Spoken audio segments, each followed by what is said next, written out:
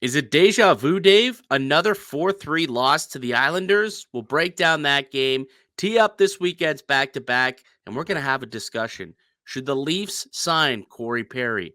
We'll discuss that and more on today's edition of the Locked On Leafs podcast, part of the Locked On Podcast Network. It's your team every day. You're Locked On Maple Leafs, your daily podcast on the Toronto Maple Leafs. Part of the Locked On Podcast Network. Your team every day.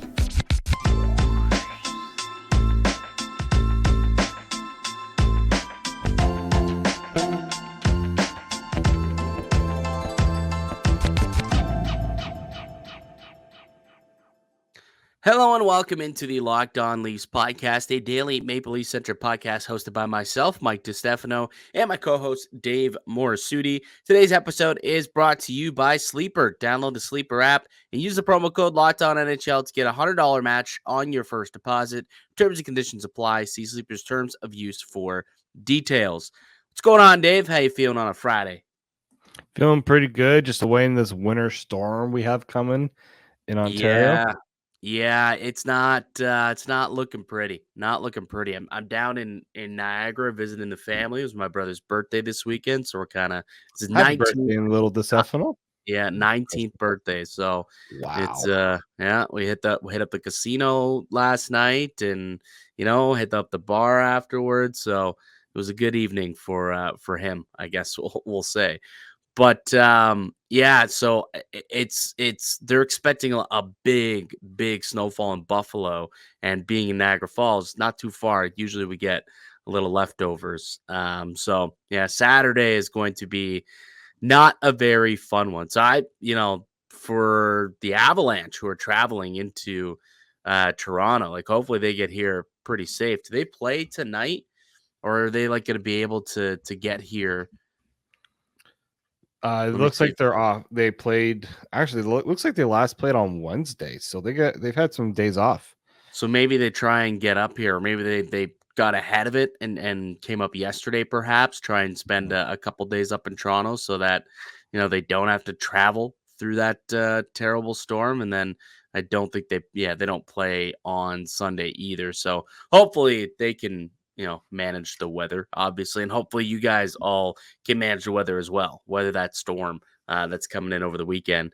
The Leafs were unable to weather the storm by the Islanders as we transition into last night's game. They were up 3-1 and ended up falling, not falling apart. That's a little harsh, but they gave up the lead and eventually they lost in overtime. 4-3 was the final. Just like what happened last time they were there, except Toronto was the team that came back and they still lost in overtime. But this time it's the Islanders mounting the comeback and actually finishing things off. 4-3 was the final. How would you evaluate the Leafs play last night, though, Dave? There were some good parts to it. Obviously, the top line looked really good. I thought the fourth line getting a goal was good. Yeah. But yeah, there were areas of the game that were a little concerning. The Islanders really, especially in that second half of the game, really pushed the pace. Again, as we've seen with this Leafs team, once their opponent starts to up the pace, they have a hard time keeping up with it. And that proved to be the issue going into, with why they lost the game. But yeah, I didn't think they played bad, but there were areas of the game that, they need to be better in. And ultimately that's why they lost. The Islanders were better on special teams. The Islanders, play with a little more urgency as the game went on, and the Leafs just couldn't counter it. Yeah, it's not that they played poorly. Like I said, I think if you look at how they played at 5-on-5, they probably deserved a better result than they got. Yeah.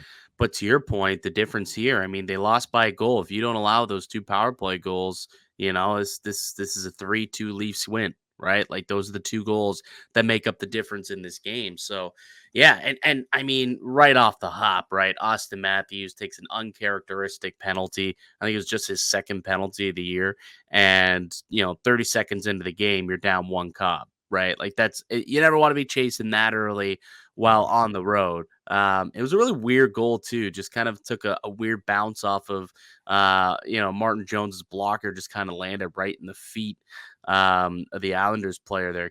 Who scored it again? It was this is gonna Palmieri. Palmieri, yeah, the first Yeah, one was Palmieri. Yeah, just like right in front there. Um, but like, again, it's not that I thought the Leafs played terrible. It wasn't horrible. Were they as like stringent defensively as they were on the California trip? No.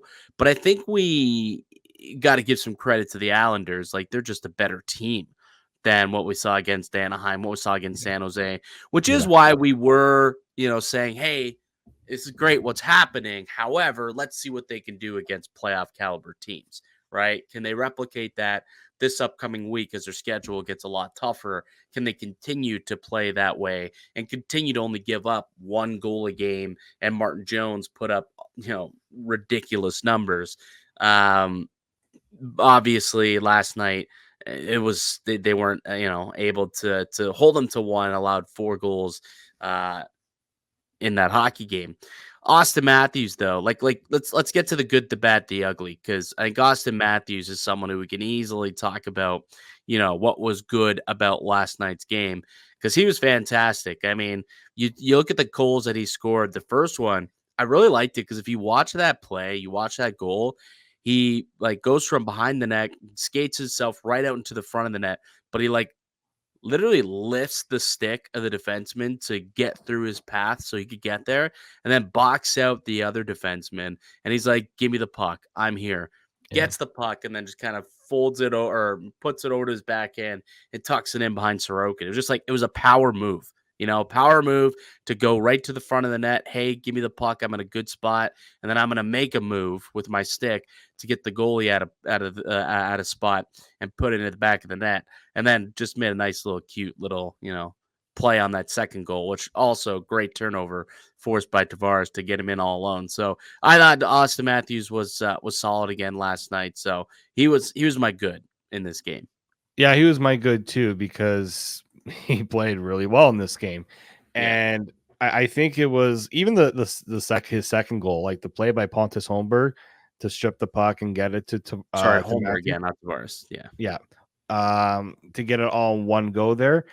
And it was also just how easy the goals looked for Auston Matthews too. Like, they were very tough goals that he scored, but he made them look easy.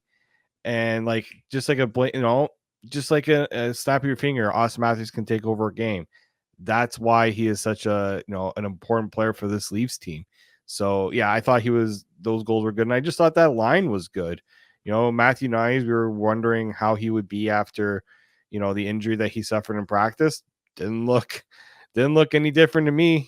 Mitch Marner was, doing his thing as usual, getting Auston Matthews, involved in the play too. And I thought they were responsible defensively too. They were making sure that there were factors on both ends of the ice.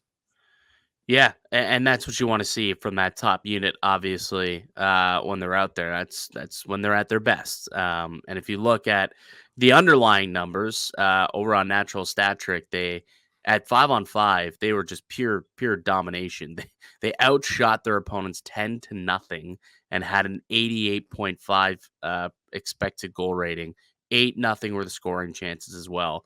While that line was out there at 5-on-5. So they dominated last night from start to finish, and they were real good. They spent a lot of time in the offensive end, obviously, but what's funny actually is their ozone face-off starts was just 25% ozone starts. So they actually started in the defensive end a lot and turned that defense into offense.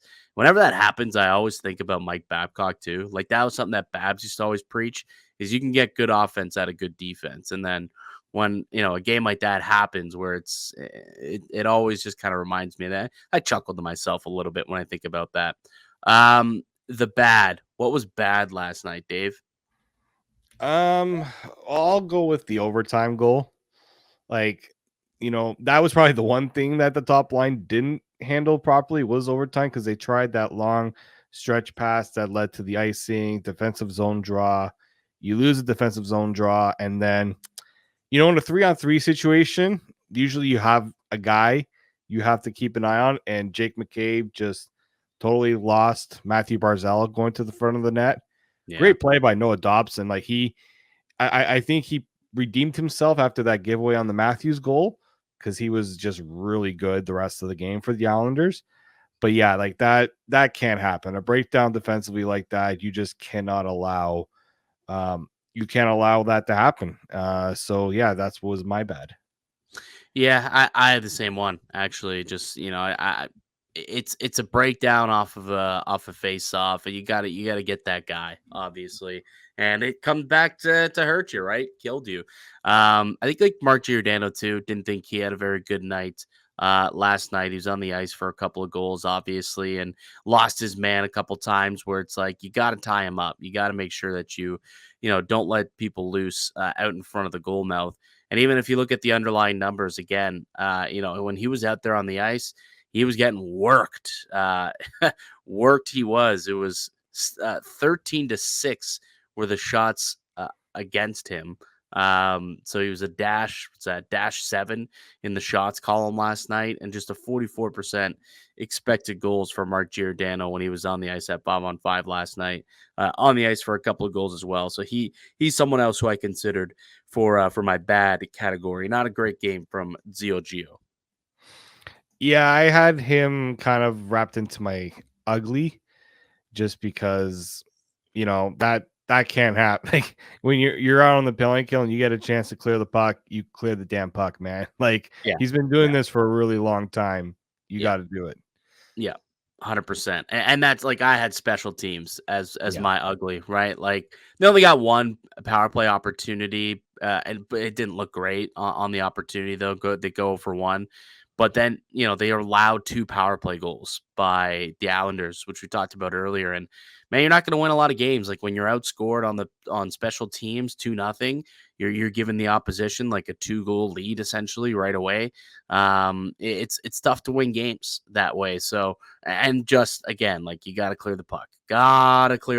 And we talked about it going into the game. Like that's the type of stuff that when they were winning, when they're doing good, it's because they're able to clear the zone. They're able to transition up ice quickly, efficiently, and effectively.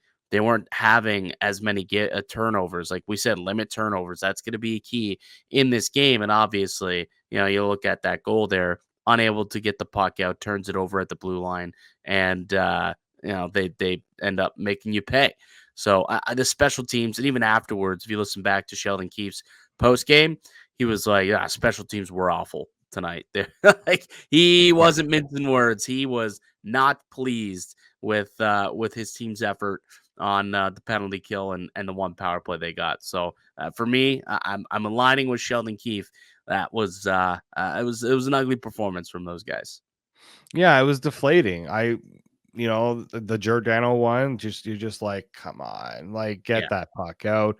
And then the second one, like the second one too, with Dobson getting the shot, or actually that was the play where Dobson got the shot through. But like you can't give your opponent those opportunities back not on 5-on-5. Like when you have to win those special teams battles, right? Obviously, the power play, they didn't really have that many opportunities, but you play better on even if you allow only one of those goals on the penalty kill, you probably win that game. Like that was a winnable game based on just not being able to get the stops on the penalty kill. And also should also mention allowing the team to score 40 seconds into the game. Not a fan of that, especially like Palmieri just kind of, getting himself an opportunity that early. And it wasn't, I guess it wasn't the best. It was a tough situation. Like Jones was definitely fighting it a little bit more. Maybe pump the brakes a little bit on the Martin Jones Vezina trophy watch, like a lot of people were putting out. Playing against I hope that was tongue in cheek, but it's interesting. It's gonna be interesting what happens this upcoming weekend. Why don't we take a break? Let's come back. Let's chat about the back-to-back. They've got Colorado and Detroit both coming to town, and there's gonna have to be a decision to be made. I don't think they're gonna want to send Martin Jones out there for another back-to-back. I just don't see it happening. Twice in 1 week would be kind of asinine, to be honest with you. So I would be curious to see if they're willing to go that route. I don't think so. But let's have that chat on the other side. But before we get into all that, I want to tell you guys about one of today's show sponsors, and it's our good friends over at Sleeper. It's almost halfway. It's almost a halfway point in the season, Leaf fans. Regardless of where we are in the standings, I want to remind you that you can win big by playing daily fantasy hockey on Sleeper, the official daily fantasy app of the Locked On NHL Network. Sleeper is our #1 choice for daily fantasy sports and especially daily fantasy hockey. Because with Sleeper, you can win 100 times your cash in daily fantasy hockey contests. All you have to do is pick whether studs like McDavid, McKinnon, Auston Matthews, Mitch Marner, Tavares, whoever will record more or less in their sleeper projections for things like goals, assists, saves, plus, minus, and more in any given game. To win 100 times your bet on Sleeper, you need to correctly predict the outcome of 8 player stats. You heard me, Leaf fans. You can win 100 times your money by playing daily fantasy hockey with Sleeper. So start paying attention, nail your picks so you can start winning big. Use the promo code LOCKEDONNHL and you'll get up to a $100 match on your first deposit. Terms and conditions apply. That's code LOCKEDONNHL. See Sleeper's terms of use for details and locational availability. Welcome back into the Locked On Leafs podcast. It's Mike DiStefano and Dave Morassutti. We are a daily Maple Leaf-centric podcast. We got new episodes coming out each and every weekday, Monday through Friday. So if you haven't subscribed yet and you're interested in, knowing what's going on day to day with the Toronto Maple Leafs, you can find us wherever you get your podcast and also up on YouTube. Just search up Locked On Leafs. All right, so we'll put the Islanders game in the rear view mirror. Toronto heading back home for a back-to-back this weekend prior to that little Western Canadian road trip that they're going to take next week. But we take a look at who's coming to town. They've got the Colorado Avalanche on Saturday. They've got the Detroit Red Wings on Sunday. And like we were talking about before the break, Dave, I don't envision this team going back-to-back with Martin Jones again. Are you with me on that, or are you going to give me some pushback there? Like, is there any explanation why they go back-to-back with him again? No, and I can't remember who somebody was trying to argue and say that, yeah, he very well could play back-to-back. I get it that they're home and it's not like there's travel involved. We're talking about playing back-to-back games. Then you have a road trip out west coming up. Like, there's not an opportunity we're going to give Martin Jones a lot of rest after playing him in another back-to-back. And we're talking about the Colorado Avalanche. It's not going to be an easy game for him. This is not like, where he had the 3-0 shutout against LA. He didn't really face as much in that game. And then you see that Anaheim's next. Like, you know what? We can take the chance that he can go back-to-back in that one. This means a little bit more. And like, Martin Jones is your only guy right now that you're comfortable starting. Don't put him in a position where he might get injured because you want to put him in a back-to-back situation that clearly it's one game. Find somebody else to start. Yeah, I mean, we said that also back when it was back-to-back against Anaheim and San Jose. And LA and Anaheim, and it's like it's the Ducks. They're not a great team. You could probably start Hill to be here, and they did not. They decided to go back to back, and they've played Martin Jones ever since. The problem is, Dave, here's the problem, or not really the problem, but the question is, who is that guy who's going to start on Sunday? Like, as of now, as of today, the number 2 goalie on the roster is Ilya Samsonov.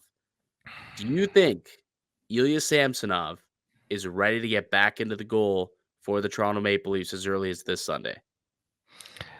I mean, the only person that knows that is Ilya Samsonov. I personally don't think so. Yeah. He did finally speak about getting benched. He did say, it was a wake-up call to be, put on waivers. And also probably a wake-up call that nobody claimed him off of waivers too. But I just don't know if this amount of time was enough to give him that reset that the team feels he needs, because he's only been away for what, a week? It was like 8 days. It was 8 days Yeah. that he was gone from the team before being called back up. Yeah, but I think I just don't know. I mean, look, the team might decide that, you know what, he's doing the right things, he's doing everything he needs to do, but it's more so, does he have that confidence? And we've seen his confidence is really shaky. And Yeah. we're talking about putting him into a back-to-back situation where usually your team doesn't play as well on the second game of the back-to-back. And the Detroit Red Wings, they're not a terrible team. They're not I don't know, they're not the Colorado Avalanche, but Yeah. you're not throwing them out into an easy game by any Yeah. means. It's not San Jose. No. Like, it's not San Jose. We know that is the case here, unfortunately. Yeah, it's gonna be fascinating to see what they end up doing. I know when Sheldon Keefe spoke about the decision to call up Samsonov and send Hill to be down, it was to get Hill to be some game action, and he's gonna play for the Marlies Friday. Like, he's playing today for the Marlies, and that'll be his first game action in over a week since he spent 10 or so days without playing because he was backing up Martin Jones. So they're like, we got to get this guy a game. And they did it down in the minors. I wonder if after that game, they say, hey, stick around. Stick around. Actually, I'd be curious. Check for me and see if the Marlies are playing in Toronto or if they're elsewhere. See if it's a home game. But if they say stick around, because I think we're gonna need you on Sunday, and maybe that's when he gets his first game, and then we see another little paper transaction. Because hey, Samsonov, he can go up and down now. Like, he cleared. Like, Yeah. they can send him down. Until he's on the roster for 30 days or 10 games, whatever it is. He can go up and down through waivers without being subject, and even if he is subject, I don't think anyone's going to claim him anyways, but they can willy-nilly make that move, and I would not be surprised if that's the move. That's what I would do. I think that's what I would do, because I just don't think Sammy's ready to go yet, and I don't know if it's proper to do it on the second half of a back-to-back either. Like, Yeah. it's not a good situation for him to come back in if the team's not going to be at 100% and ready to go. Yeah, no. I just don't think it's responsible to do Yeah. that. It would have been nice, and I understand maybe why they didn't do it, but it would have been nice if Samsonov could have gone into a game with the Marlies, but the Marlies also just haven't been playing. So it really wasn't that opportunity Well, to get. I don't know if that's the case either, though. Like, Yeah. honestly, I think they look at the Jack Campbell situation and they're like, well, that guy got sent back down to the Marlies and then got lit up, and he has not been the same since. Like, how bad is that going to be for your confidence where you're getting lit up in the NHL and then you go down to the Marlies, and if you give up a 4 or 5 spot, how good's that going to feel? That's not going to help your confidence. So I No. actually do like the fact that he didn't play any games down there, because that possibility was there, and then he's really gone. Yeah. I mean, at the same time, like, if you can't get it done? I mean, the Marlies haven't been great lately either. Obviously, they have been without their top goaltender for this stretch. Yeah, Uh, here's what I would say is at the NHL level, you have more structure. yeah. So, what's in front of you is a lot more insulating than what's, happening in the American League. And for a guy who's battling, I think you want as much structure as possible in front of him. So in the Marlies, you're not going to get that, and that could be bad news bears for a guy that's allowing pretty easy flub shots to go into the back of the net. You also have, structural breakdowns on top of that. It probably won't go well for him there either. So I think with Toronto, at least you can trust that you'll get a bit more structure, and maybe, they get an easy 20 save performance out of him, as opposed to kind of being peppered down in the minors. Yeah. That's what I think was the Yeah. I thought think, process. and that's totally fair. I do think that this situation, like, with Samsonov, I think you kind of need to send him a little bit of a message too in that regard, right? Like, the team has a back to back coming up, but right now we just don't trust you to play in that. And like, it might send the wrong message. At the same time, it's like the Leafs need to win. The Leafs are in a fight right now in the Atlantic Division to even stay, in closing distance with the Panthers and the Bruins, and the Panthers keep winning. It's Yeah, like, they don't lose, man. This team don't lose. They don't. So yeah, you're right. They got to keep up with the Joneses in the division. Every point is valuable, and they kind of gave up a point last night. They had a 2-goal lead in the third period, and were unable to capitalize and finish it off, and only walked away with one. So points become more valuable as the season prolongs. That's for sure. So we'll see what they can do. Like you said, they got a tough matchup against Nathan McKinnon and Kel McCarr Saturday night coming to Toronto. Should be a great game, though. Like, I'm excited for that one. That'll be a really fun game to watch. Like, just the star power that's going to be on the ice in that game is going to be incredible. oh, yeah. And then the next night, yeah, everyone's going to be watching to see who's going to get the nod in net Sunday against Detroit. All right, let's come back and let's get into this conversation about Corey Perry. I saw Carlo Koliakovo talking about this on the morning show yesterday, and whether or not there may or may not be interest from the Maple Leafs when it comes to bringing Corey Perry into the fold. Let's give our thoughts on whether or not we think that should be a situation or a path that the Leafs should go down. So we'll get to that on the other side. I'm Mike DiStefano with Dave Morassutti. You're listening to the Locked On Leafs podcast, part of Locked On Podcast Network. It's your team every day. Today's episode of the Locked On Leafs podcast is brought to you by Jase Medical. I know we come to sports to escape from some of the crazy realities of real life, but can we just talk for a minute about preparing for real life? According to the FDA, pharmacies are running out of antibiotics like amoxicillin, right in the middle of the worst flu season in over a decade. Maybe even you're considering traveling somewhere over the next few months. The last thing you want to be is unprepared to take care of yourself or a loved one if you fall ill. Jase Medical can give you peace of mind before you even hop on a flight. The Jase case is a pack of 5 different antibiotics to treat a long list of bacterial illnesses, including UTIs, respiratory infections, skin infections, among others. This stuff could happen to any of us. Visit jasemedical.com and complete your physician encounter. It'll be reviewed by a board-certified physician, and your medications will be dispensed by a licensed pharmacy at a fraction of the regular cost.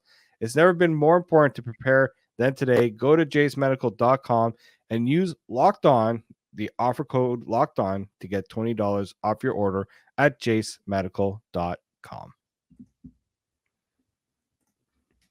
Welcome back into the Locked On Leafs podcast. It's Mike DiStefano and Dave Morassutti with you.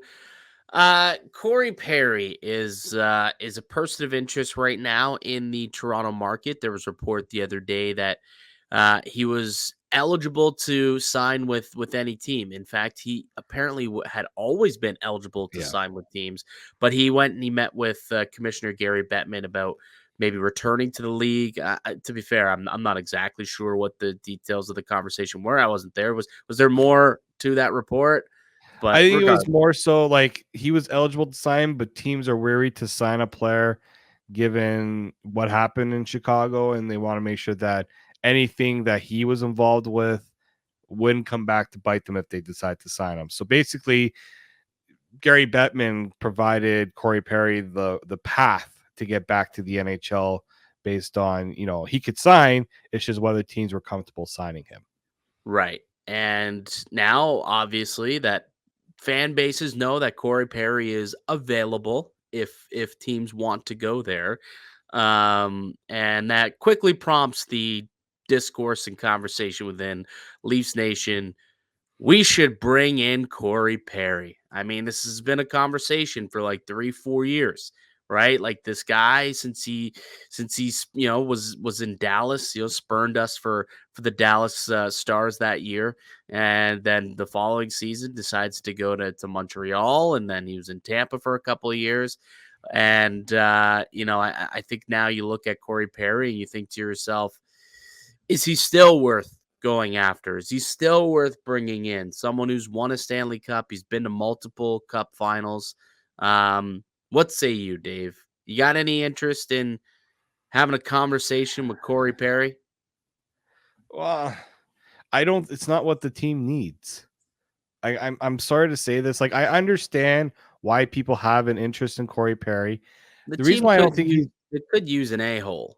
I yeah, mean, you could very well could use use an an a-hole, but a-hole. you could also use guys that keep the puck out of your own net, right? Sure. Which is not exactly Corey Perry's forte. Now, do I think Corey Perry, if they Leafs decide, you know what, Corey Perry would be a guy I'd be interested in? By all means, I think, yeah, it'd be nice to have that guy go up. You know, if we have a series against the Panthers and you are the Bruins, and you want to make sure you have that edge that clearly Ryan Reeves can't bring. And I think I'm more inclined to go with the Corey Perry over a Ryan Reeves in the lineup based on what Right. they, right? If that's the case, if my choice was Corey Perry or Ryan Reeves, Corey Perry all day. That's not the issue here. The issue is Leafs don't exactly have a lot of contract space and the cap space. Yeah, they got some of the money, brought back from the Klingberg LTIR, but Ryan Reeves is eventually going to have to come back. You have to make these salaries all work, and the Leafs have bigger needs right now. Yeah, but like he'll sign a minimum deal and then they'll just be able to send somebody down. Like Yeah, I'm not worried about the contract situation. The number of contracts is an interesting thing. Like I'm curious how many they do have if they're up against it with like Leafs have 48. 47 right now. Okay. They could afford, I think, then to use one more and then have two Mhm. left over. And they could always make a trade and move out like some lower level prospects that are signed and Right. just to make things work. But I think I think I'd be interested in this. I really do. I think that this team wants someone who's got some sandpaper, who's got some, piss and vinegar to him. It's got some snot. Like if anyone's got snot, it's Corey Perry. Yep. So I would believe that Brad Treliving, who I mean, Treliving came from the Pacific Division in Calgary, right? He was there for years. He played it. His teams played against Corey Perry many, many times. He knows what Corey Perry can bring, obviously. Um, so I do like wonder if he would like to bring him in. For me, I look at it and it's okay, Corey Perry or Ryan Reeves. I think you're 100% would prefer to have Corey Perry in your lineup on a nightly basis. And you know that he's a playoff performer. We know that. That's where he comes alive, right? Like he's a guy who will stick up for your team. He will get under the skin of others. He can, play on the power play if he wants to. And he could just get under your skin. He's a guy who just goes to the net and he'll take a beating, but he'll go there and he'll bang out rebounds and score those dirty, greasy goals that you have to come playoff time. I really believe that Corey Perry, especially when this team does still lack a little bit of scoring on that fourth line. Like if you add a guy like him who scores by going to those areas is probably a beneficial thing to have come playoff time. And again, I think it'd just be honestly like a 1 year, $800,000 contract, like league minimum deal for Corey Perry. And he's someone who can go in and out of the lineup depending on what's going on, what team you're playing, how well he's playing, injuries, whatever happens. I believe that Corey Perry would be a beneficial player to at least have as an option if they want him. Yeah, I think, and I have to also forget. I always tend to forget the Leafs have 8 defensemen right now on the roster. They can easily, move someone down. Like I think, yeah, Corey Perry, for the reasons you just stated, I think he could very well fit. If the case is that you're not if they're intent on not having Ryan Reeves play, yes, I'd rather have Corey Perry in there. Yeah, and like probably now I'm not saying he's a better player than Nick Robertson, but I think in terms of role and what he can provide, lower in the lineup, probably a little more suited for that lower in the lineup role. You've seen him do it the last few years with Tampa, and even with Chicago, he wasn't Well, bad. I mean, he wasn't a $4 million player. That was just Chicago trying to be salary cap compliant. yeah. But he was fulfilling a role there in Chicago before everything kind of went the wrong way there. Yeah, 100% he was. And like like this guy, when I say playoff performer, like he got 5 points last year in 6 playoff games for Tampa. He had 11 points the year before that, 10 points the year before that. Like the guy is just he knows how to get it done. He's got 124 points in the playoffs, 53 goals. Like he is a playoff performer through and through, and that's like, he's a guy who can close. He's a guy who has killer instinct, which is something that even to bring into the organization to maybe rub on to some of these other guys, I think like he'll carry you into the fight. Like whether or not you want to be there, he'll carry the team into the fight. And I think Toronto maybe needs someone like that, but someone who can actually score and actually benefit you in more ways than Ryan Reeves, who just is just like he'll fight, but he's not going to be able to go to the net, get under people's skin, and actually be a good hockey player at the same time. You know what I mean? I don't know. I'd consider it if I was Toronto. I would consider it. Yeah, I wouldn't say no. That's all I'm No. gonna say. Now there is the obvious issue that and caveat that we still don't know exactly what happened in Chicago. What we do know is that considering there has yet to be any filed or charges filed or anything, it was not a criminal Mhm. situation that happened. So whether or not that'll play a part in what happens with Corey Perry in his future, obviously, has a part in this conversation. But I think we were coming at it from a hockey player perspective. I'll We add want this I'll player. add because I do think Ellie Freeman did address this on 32 Thoughts, the podcast, and he said if it was any other team but Chicago, this likely would not have led to a contract termination. What happened? Yes, yes, and I do recall that being said by a lot of inside hockey people at the time who do know more about the situation. Mhm. Um, that basically said if this wasn't with the Blackhawks, with their, you know, what's going on with them or what has happened with them in the Kyle Beach situation, uh, yeah, there's a chance that Perry it never would have got that far. So whether that whatever, however you want to take that. Does that mean that other teams would be interested in signing him still? Perhaps I don't know, but it's definitely something and a name to monitor as teams try and firm up their rosters. I mean, the trade deadline is just a couple of months away. You can still sign guys up until that point as well, who can help you for a playoff push. And hey, I think Corey Perry would be a nice addition to this Leafs lineup. But we'll see. We'll see what happens.